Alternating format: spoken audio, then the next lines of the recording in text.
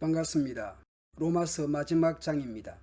오늘 본문에서는 주로 문안 인사에 대한 내용입니다. 우리에게 다소 익숙한 인물이 있는가 하면 전혀 낯선 이름도 있습니다. 그러나 이 로마서를 같이 읽으며 들었던 로마 교회 성도들은 사도가 자신의 이름을 금명하거나 기억해 주는 것만으로도 기쁨과 감격이 가득했을 것 같습니다. 학자들 중에는 베베가 로마서를 가지고 로마 교회를 방문했을 것으로 추측하기도 합니다. 베베에 대한 사도의 설명을 봅시다.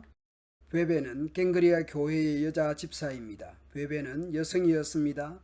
개역개정에서는 일꾼으로 번역했습니다만 쉬운 성경은 집사로 번역했습니다. 원래적인 의미는 하인, 종, 시중 드는 사람을 의미합니다.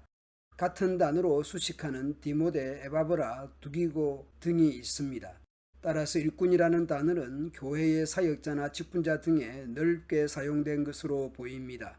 지도를 보면 갱그리아는 고린도에서 멀지 않은 항구 도시로 보입니다. 바울이 갱그리아에서 머리를 깎았죠. 베베는 갱그리아 교회의 일꾼이었습니다. 그 베베에 대한 사도 바울의 부탁입니다. 베베를 주님 안에서 성도로서 영접해 주시기를 부탁합니다. 그리고 베베는 나를 비롯하여 여러 사람에게 큰 도움을 준 사람이므로 바울을 비롯한 여러 사람들의 보호자가 되었다고 말합니다. 어머니 같은 존재였을까요? 그 자매가 필요로 하는 것은 무엇이든 도와주시기 바랍니다. 영접과 아울러 로마에 머무는 동안 필요한 수식 등을 제공해 주길 부탁하는 것으로 보입니다. 사도는 브리스가와 아굴라에게 안부를 전해달라고 말합니다. 이들은 어떤 사람들입니까? 사도는 브리스가와 아굴라 부부에 대해 관계를 설명합니다. 그리스도 예수 안에서 사도 바울의 동역자였습니다. 사도행전을 보면 바울과 이 부부가 어떻게 만났는지, 어떤 관계였을지 추측할 수 있는 내용이 있습니다. 로마의 집권자에 의해 유대인들은 로마를 떠나도록 했는데 그중 브리스길라와 아굴라 역시 유대인으로서 로마를 떠나게 되었고 마침 고린도에서 바울 일행을 만났던 것이죠. 한동안 그 부부와 바울이 동행하였던 것으로 보입니다. 사도 바울 개인에게도 특별한 부부였습니다. 이 두 사람은 생명의 위협을 무릅쓰고 내 목숨을 구해준 사람들입니다. 자신의 목숨까지 내어놓았다라는 것입니다. 이 부부는 이방 선교에서 매우 탁월한 헌신자였던 것으로 보입니다. 사도 바울뿐만 아니라 모든 이방인 교회가 그들에게 감사하고 있으니까요. 그리고 브리스가와 아굴라 집에서 모이는 교회에도 안부를 전해달라고 말합니다. 경제적으로 어느 정도 수준이었던 것으로 보이지만 자신의 집을 교회로 모일 수 있도록 장소를 제공하는 헌신적인 인물들이었습니다. 사랑하는 에베네도에게 안부를 전해주십시오.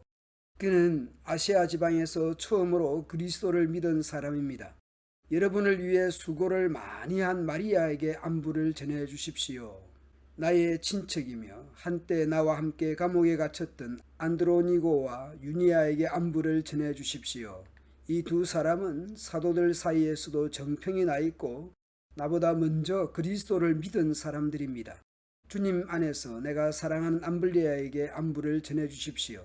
그리스도 안에서 우리의 동역자 우르바노와 나의 사랑하는 스다고에게 안부를 전해 주십시오. 그리스도 안에서 인정을 받은 아벨레에게 안부를 전해 주십시오. 아리스도블로의 가족에게 안부를 전해 주십시오. 나의 친척 헤로디온에게 안부를 전해 주십시오. 주님 안에 있는 나기수의 가족에게 안부를 전해 주십시오. 주님 안에서 수고를 많이 한 여성들인 드루베나와 드루보사에게 안부를 전해 주십시오. 주님을 위해 수고를 많이 한 사랑하는 버시에게 안부를 전해 주십시오. 주님 안에서 선택받은 루포와 그의 어머니에게 안부를 전해 주십시오. 루포의 어머니는 내 어머니이기도 합니다. 그 외에도 다수를 호명하며 안부를 전해달라고 말합니다. 거룩한 입맞춤으로 서로 인사를 나누십시오. 그리스도의 모든 교회가 여러분에게 문안드립니다. 서로 인사를 주고받고 있습니다. 로마서 16장에 와서 여러 인물들이 소개되고 있습니다. 우리야 잘 모르는 이들이 많습니다. 사도가 기억하고 있고 동시에 로마 교회가 기억해 주길 바라는 인물들이기도 합니다. 복음을 위해 선교 사역을 위해 교회를 생각하면 잊을 수 없는 인물들이기도 합니다. 우리는 어떻습니까? 사역자들에게 교회에서 어떤 인물과 어떤 일꾼들로 소개되거나 사람들에게 인식되고 있을까요?